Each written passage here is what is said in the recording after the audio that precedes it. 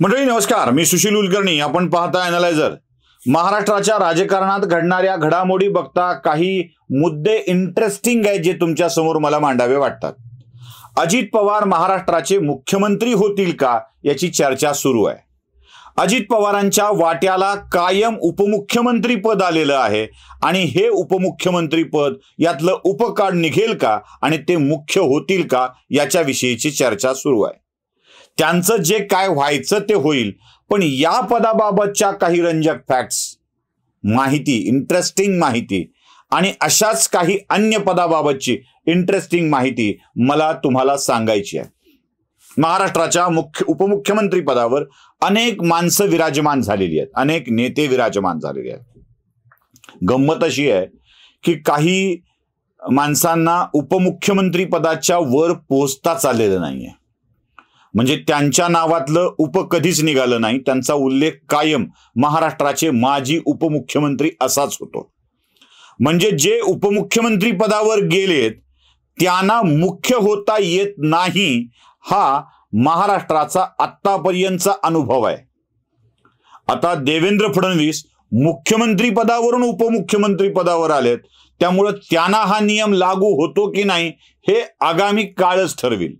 पण मागच्या काळात जे काही झालं आहे त्यात कोणताही उपमुख्यमंत्री मुख्यमंत्री बनलेला नाही आहे. या सगळ्या नियमाला अपवाद दादा ठरतायत का हेच बघावं लागणार आहे. कारण आता दादा हे एकमेव वयोमानाप्रमाणे असे व्यक्ती उरले आहेत ज्यांना मुख्य होण्याची संधी मिळू शकते. बाकी काही निवर्तलेत, काही निवृत्त झालेत, तर काही निवृत्तीच्या उंबरठ्यावर आहेत. चला जरा बघूया. नाशिकराव तिरपुडे महाराष्ट्राचे उपमुख्यमंत्री होते. मला वाटतं ते पहिले उपमुख्यमंत्री असतील. नाशिकराव तिरपुडे हे उपमुख्यमंत्री पदाच्या काळात प्रचंड त्रासदायक होते दादांच्यासाठी. म्हणजे दादांना एक सवय होती, दादांचं पोट असं मोठं होतं आणि ते काठी टेकत टेकत आधार घेत काठीचं चालायचे. नाशिकराव तिरपुडे दादांना इतका त्रास द्यायचे, पत्रकारांनी विचारलं मंत्रालयात येऊन, तिरपुडे साहेब सरकार कसं चाललंय, तर तिरपुडे अगदीच दादांची खेचत सांगायचे, काठी टेकत टेकत चाललंय. सरकारमध्ये राहून उपमुख्यमंत्र्यांनी उपद्रव दिल्याचं हे उदाहरण. आणि त्यामुळंच दादांचं सरकार पडलं आणि पुढे पवारांनी आपलं सरकार स्थापन केलं. पण नाशिकराव तिरपुडेंना कधीही मुख्यमंत्री होण्याची संधी मिळालेली नाही. दुसरे अल्पकाळासाठी उपमुख्यमंत्री बनले ते बीड जिल्ह्यातले सुंदरराव सोळंके. सुंदरराव सोळंके बीड, माजलगाव, गेवराई या मतदारसंघातून विजयी झालेले नेतृत्व त्या काळातलं. सुंदरराव सोळंकेंना उपमुख्यमंत्री पदच अल्पकाळाचं मिळालं आणि हयात माजी उपमुख्यमंत्री असा ठप्पा त्यांना बसला. सुंदररावांनाही पुढे मुख्यमंत्रीपद मिळवता आलेलं नाही.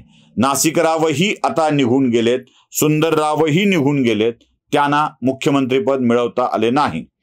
तिसरे महाराष्ट्राचे माजी उपमुख्यमंत्री म्हणजे बॅरिस्टर रामराव अधिक. रामराव अधिकांचं नाव घेतलं की तुम्हाला काय आठवतं मला माहित आहे. तो विमान प्रवासातली हवाई सुंदरी आणि मग त्यानंतर झालेला वाद, हे सगळं आपल्या लक्षात येत असेल. रामराव अधिकांना उपमुख्यमंत्री पद मिळालं, त्यांच्या चर्चाही अधिक झाल्या, वाद देखील रंगले, पण रामराव अधिकांना त्यांच्या हयातीत पुन्हा मुख्यमंत्रीपद मिळवता आलेलं नाही. महाराष्ट्रात चौथ्यांदा एक उपमुख्यमंत्री बनले ते म्हणजे गोपीनाथ मुंडे. गोपीनाथ मुंडे युती सरकारच्या 1995 ते 99 या सरकारच्या काळामध्ये दोन मुख्यमंत्र्यांच्या कार्यकाळात उपमुख्यमंत्री बनले. म्हणजे एकदा मनोहर जोशींचे राजीनामा दिल्यानंतर उरलेल्या काळासाठी नारायण राणे मुख्यमंत्री झाले होते. या दोन्ही मंत्रिमंडळामध्ये ते उपमुख्यमंत्री होते.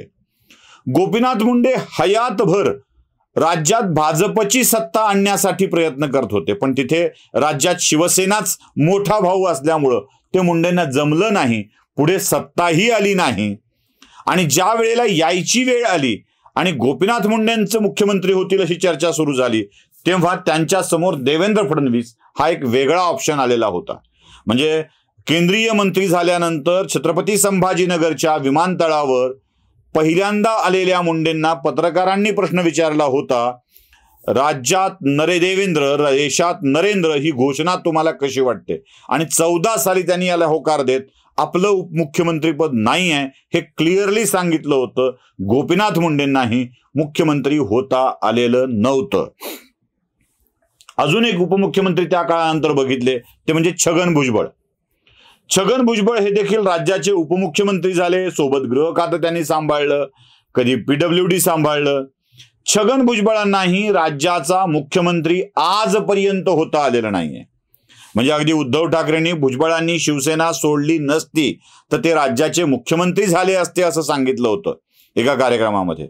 पण भुजबळांनी मागेच शिवसेना सोडली आणि त्यांचं मुख्यमंत्रीपदाचं स्वप्न कायमचं राहून गेलं.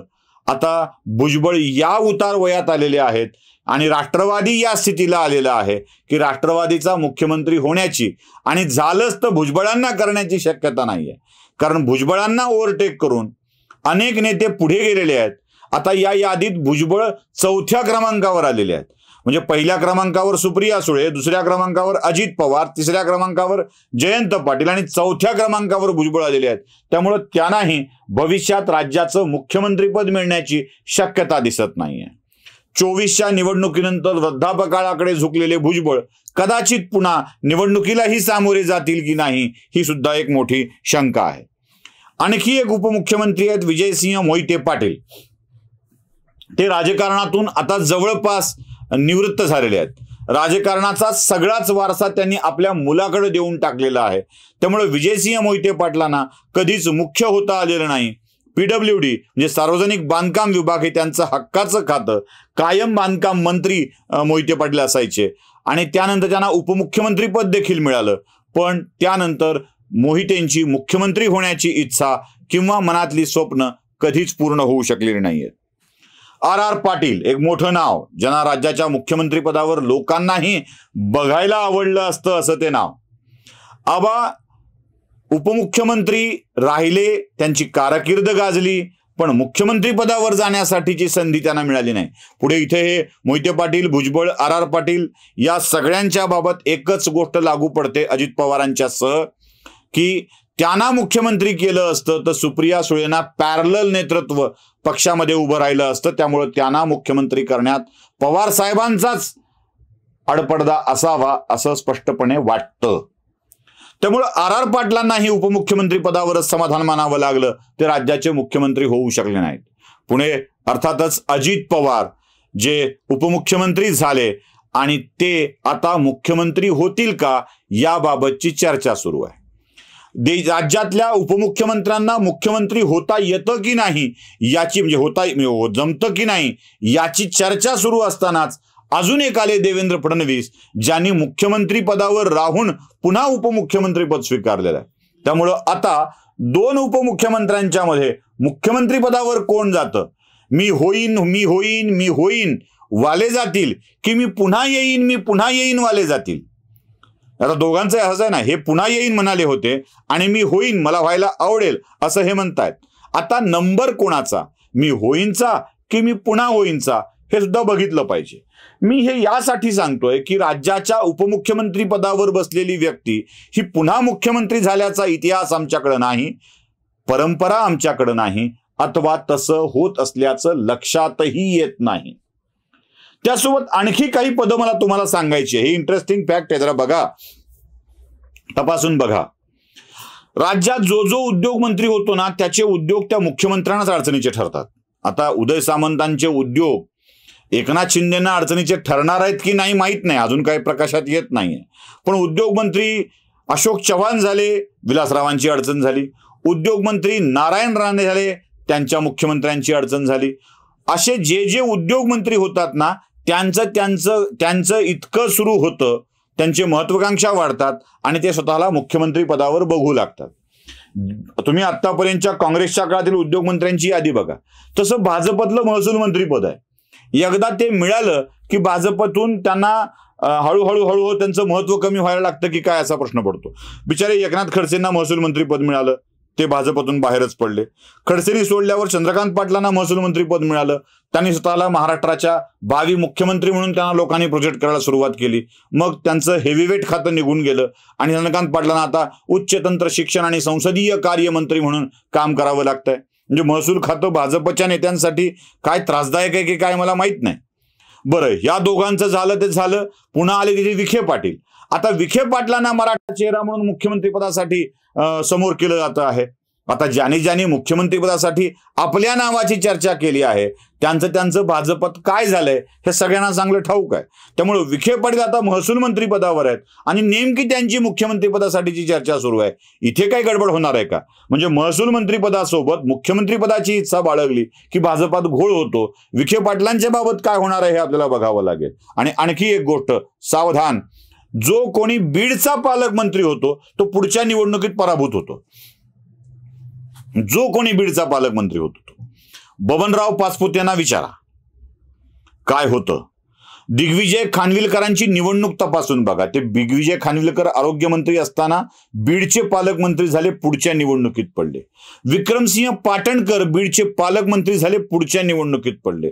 लक्ष्मण ढोबळे बीडचे पालकमंत्री झाले, पुढच्या निवडणुकीत पडले. बबनराव पाचपुते बीडचे पालकमंत्री झाले, पुढच्या निवडणुकीत पडले. जयदत्त क्षीरसागर बीडचे पालकमंत्री झाले, पुढच्या निवडणुकीत पडले. पंकजा मुंडे बीडच्या पालकमंत्री झाल्या, पुढच्या निवडणुकीत पडल्या. याला अपवाद आहे 2 आणि आता वाट बघतोय दोघांची.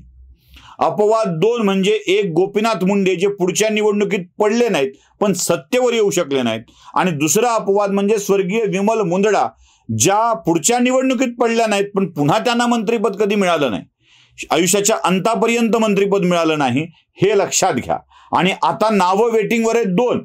एक मागच्या 2.5 वर्षाच्या काळातले धनंजय मुंडे यांना ती संधी मिळणार आहे की पुढच्या निवडणुकीत पडणार आहेत, आणि आता अतुल सावे ज्यांनी स्वतःहून हे पद घेतलंय त्यांची पुढच्या निवडणुकीत अवस्था काय होणार आहे हे जरा बघावं लागणार आहे. त्यामुळे या सगळ्या गोष्टींकडे बघितल्यावर तुम्हाला काय वाटतंय, उपमुख्यमंत्री मुख्यमंत्री होऊ शकतात का की परंपराच कायम राहील हे देखील तपासून बघितलं पाहिजे. लाईक, शेअर, सबस्क्राईब करायला विसरू नका. धन्यवाद.